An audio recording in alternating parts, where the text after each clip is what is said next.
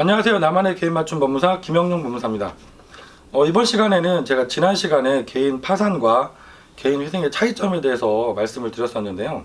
전체 부분을 말씀드리다 보니까 하나하나 자세하게 설명을 못 드린 부분이 있어서 그 중에서 내가 신청 자격 요건이 되는 부분, 내가 어떤 경우에 개인 회생을 신청할 수 있고 또 어떤 경우에 개인 파산을 신청할 수 있는지 소득 부분을 기준으로 해서 한번 말씀을 드려보겠습니다.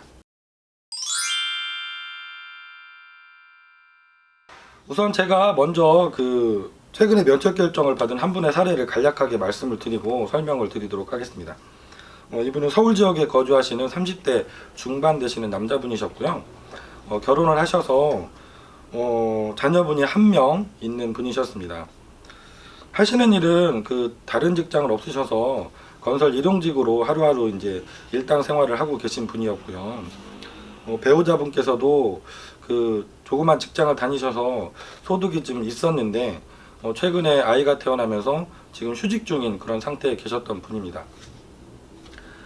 처음에는 이분도 마찬가지로 인터넷에서 많은 글들을 검색해 보시고 다른 사무실 상담도 받아보시고 개인 회생만 가능하다고 생각하시고 상담을 오셨어요. 저도 처음에는 이분이 소득자료를 보니까 일용직으로 골라시면 일용직 근로 내역서라는 자료가 근로복지공단에 가시면 발급이 됩니다. 이걸 기준으로 하게 되시는데 일용직이시만 고용보험 일용 근로 내역서를 보면 최근에 보면 200만 원 내외 정도의 소득이 있으셨습니다. 우리가 이제 개인회생 파산을 소득 기준으로 해서 신청 자격을 검토할 때 법원에서 인정하고 계시는 최저 생계비, 우리 가족, 내가 부양하는 가족 수에 따른 최저 생계비를 기준으로 판단을 하게 되는데요. 배우자분은 전국 모든 법원이 부양가족에 산정해 주지 않기 때문에 특별한 사유가 있는 경우가 아니면 자녀분 한 명이 있었기 때문에 2인 가구에 해당되는 그런 분이셨죠. 근데 2인 가구 생계비는 법원에서 174만 원 정도 지금 인정을 하고 계십니다. 그렇다 보면 이분이 과거의 소득 자료를 보면 200만 원 내외 정도 소득이 있었기 때문에 개인 회생으로 가는 것이 맞다고 판단이 되는 사안이죠.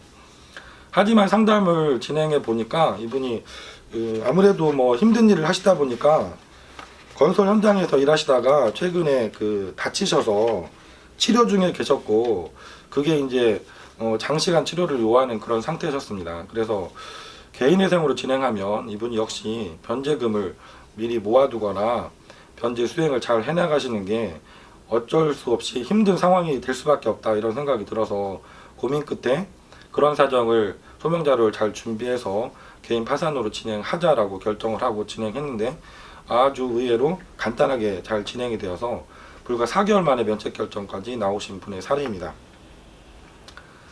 오늘 제가 개인 파산과 개인 신청 자격 요건 부분에서 설명을 드린다고 했는데요.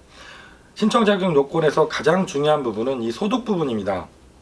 개인 파산 같은 경우는 내가 소득이 없으시거나 소득이 있더라도 우리 가족 생계비에도 못 미치는 소득이 있는 분들, 다시 말하면 내 소득으로는 변제에 사용할 돈이 전혀 없는 경우에 신청할 수 있는 것이죠. 이에 비해서 오히려 개인 회생은 최저 생계비 이상의 소득을 요구하십니다. 요건으로.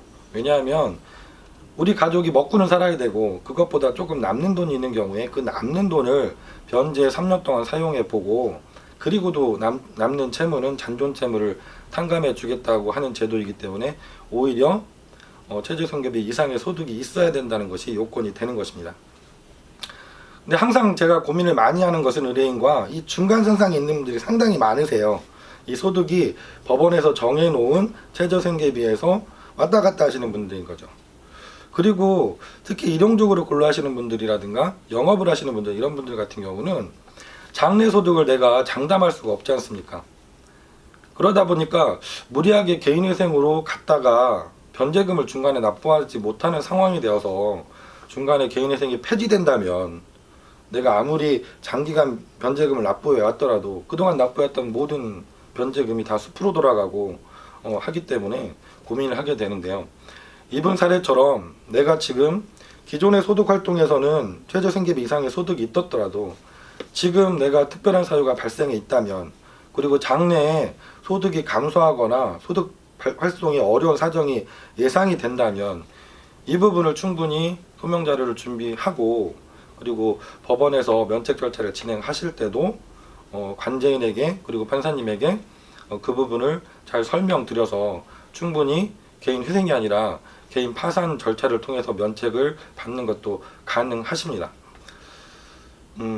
제가 이런 영상을 여러 차례 이미 올려드렸던 것 같아요. 근데 이 부분이 제가 상담하면서 가장 고민이 되고 또 이렇게 개인 파산으로 결정하고 진행했는데 면책 결정을 받게 되면 의뢰인과 가장 기뻐하고 보람을 느끼는 순간이 되어서 제가 누차 말씀을 드리게 됩니다.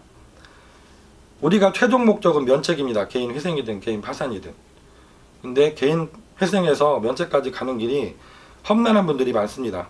내 소득이 장래에 어떻게 될지 확신할 수가 없고 뭐 젊은 분들 같으면 변제 기간 안에 새로 자녀를 출산을 하셔가지고 부양가족이 늘어날 수도 있고 여러 가지 변수가 있기 때문이죠.